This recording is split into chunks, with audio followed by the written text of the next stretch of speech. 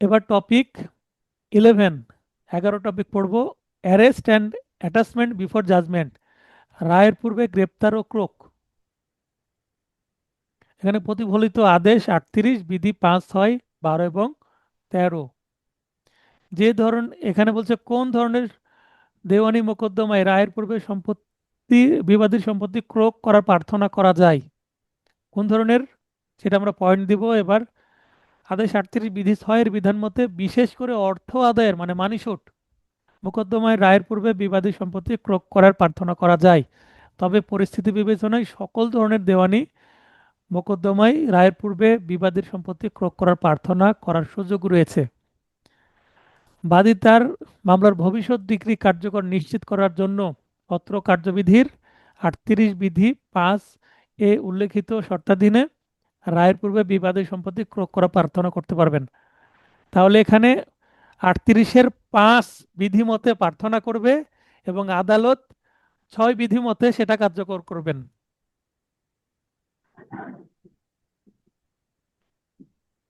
অনুরূপ ক্রোকের আদেশ লাভের জন্য কি কি শর্ত পূরণ করতে হবে, শর্তগুলো কি কি এখানে 5-এ আছে। এখানে তার সম্পত্তির সমস্ত বা কোনো অংশ হস্তান্তর করার উপক্রম করেছে কে? বিবাদী, মামলা চলাকালীন। এবার আনোয়ার ভাই লাইনে আসেন। আনোয়ার ভাই।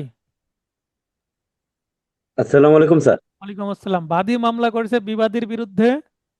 এখন বিবাদী তার যে একমাত্র সম্পত্তি কি করার চেষ্টা করছে, অন্য কারো কাছে বিক্রয় বা হস্তান্তর করার চেষ্টা করছে বা দান করে দেওয়ার চেষ্টা করছে, নিজের নামে রাখবে না, তার আত্মীয় স্বজন জি স্যার।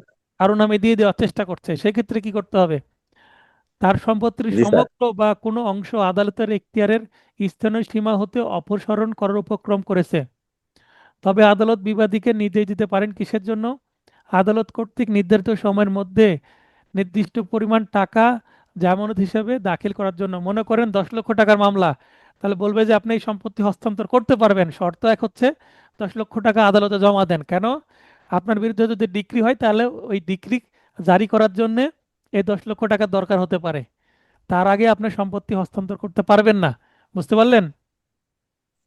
জি স্যার। এখন আপনার প্রশ্ন ছিল যদি বিক্রয় করে দেয় পরে জানতে পারেন, পরে জানতে পারলে আর কিছু করার নাই। বিক্রি হয়ে গেলে যদি বিক্রি করে ফেলে তাহলে আমি আমার টাকা দিয়ে ভাই সম্পত্তি কিনেছি, এখন যার নামে মামলা আছে সে কি করবে সেটা আমার বিষয় না, তাহলে আমার বিরুদ্ধে অবশ্যই ডিক্রি জারি হবে না। এখন ওই ব্যক্তির যদি অন্য কোনো সম্পত্তি থাকে সেটা নিলামে তুলে, ক্রয় করে নিলামে তুলে সেটা কার্যকর করা যাবে। বুঝতে পেরেছেন? কিন্তু একমাত্র জি সম্পত্তি স্যার। যদি আমি ক্রয় করি আমার বিরুদ্ধে ডিক্রি জারি হবে না। তার মানে কি, যদি এরকম করে বুঝতে পারলে এই যে রায়ের পূর্বে ক্রোকের প্রার্থনা করতে হবে যেন সম্পত্তিটা কি করতে না পারে, হস্তান্তর করতে না পারে। বিক্রি না বুঝতে করতে পারে। পেরেছেন? জি স্যার। জি মনে স্যার। করেন যে ভাই বোনে ছোটকালে মারামারি লাগে কি নিয়ে, চকলেট বা কোনো ফল বা আইসক্রিম। তো ভাই যদি পুরোটা খেয়ে ফেলে আরেক ভাই কি সেটার পাবে? খাওয়া হয়ে গেলে তো আর ভাগ পাবে না, তাই না?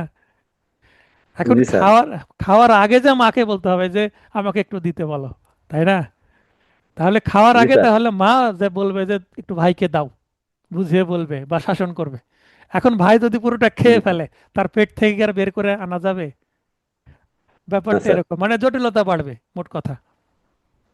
জি স্যার। তাহলে উক্ত সম্পত্তি বা তার মূল্য বা ডিক্রি পরিশোধ হওয়ার মতো উপযুক্ত অংশ আদালতের এখতিয়ারে ন্যস্ত করার জন্য বা বিবাদী কেন জামানত দাখিল করবে না সে বিষয়ে কারণ দর্শানোর জন্য হাজির হতে এবং আদালত উক্ত আদেশের সাথে এইরূপ নির্দিষ্ট সম্পত্তির সমগ্র বা কোনো অংশ শর্ত সাপেক্ষে ক্রোকের আদেশ দিতে পারবেন।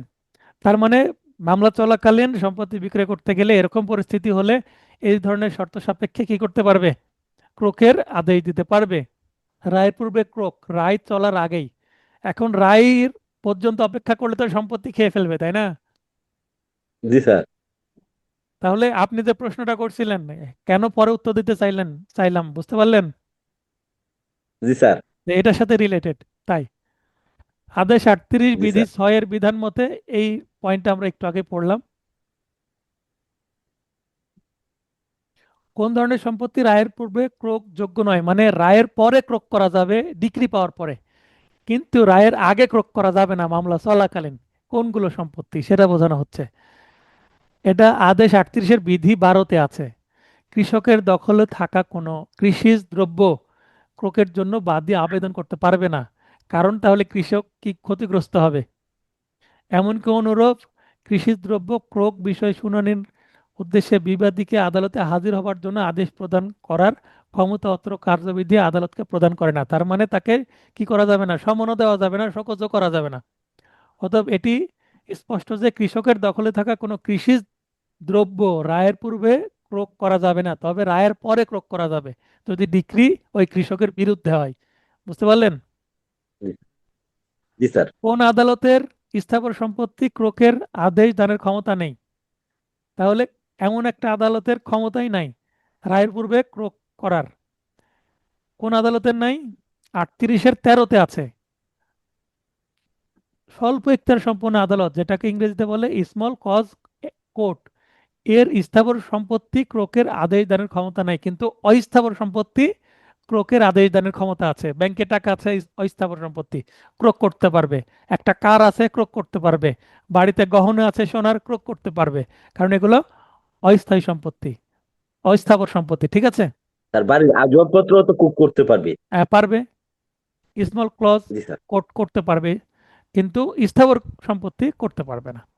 এবার আমরা প্রবলেমেটিক প্রশ্ন পড়ব। আপনার মক্কল শরফতের পক্ষে আপনি 2 লক্ষ টাকা আদায়ের জন্য কালামের বিরুদ্ধে চট্টগ্রামের প্রথম যুগ্ম জেলা জজ আদালতে মানি সুট দায়ের করেছেন। মামলাটি বিচারাধীন অবস্থায় আপনি অবহিত হন। তাহলে কে জানালো? বাদী জানাচ্ছে আপনাকে যে স্যার ওই সম্পত্তি তো বিক্রয় করে দিচ্ছে, তাহলে আমি টাকা পাবো কি করে? এই সম্পত্তি ছাড়া তার কোনো সম্পত্তি নাই। কালাম চট্টগ্রামের ডবল মুরিং মৌজায় অবস্থিত তার একমাত্র সম্পত্তি 5 কাঠা জমি বিক্রির চেষ্টা করছে। এটা জানতে পারলেন আপনি অ্যাডভোকেট হিসেবে কার মাধ্যমে? আপনার মক্কেলের মাধ্যমে। এবার জি স্যার। মানি সুটের ডিক্রি যদি আপনি পান, পাওয়ার পর যদি ওই সম্পত্তি বিক্রয় হয়ে যায় 5 কাঠা, তাহলে এই 2 লক্ষ টাকা পাওয়াটা আর হয়ে উঠবে না আপনার, তাই না?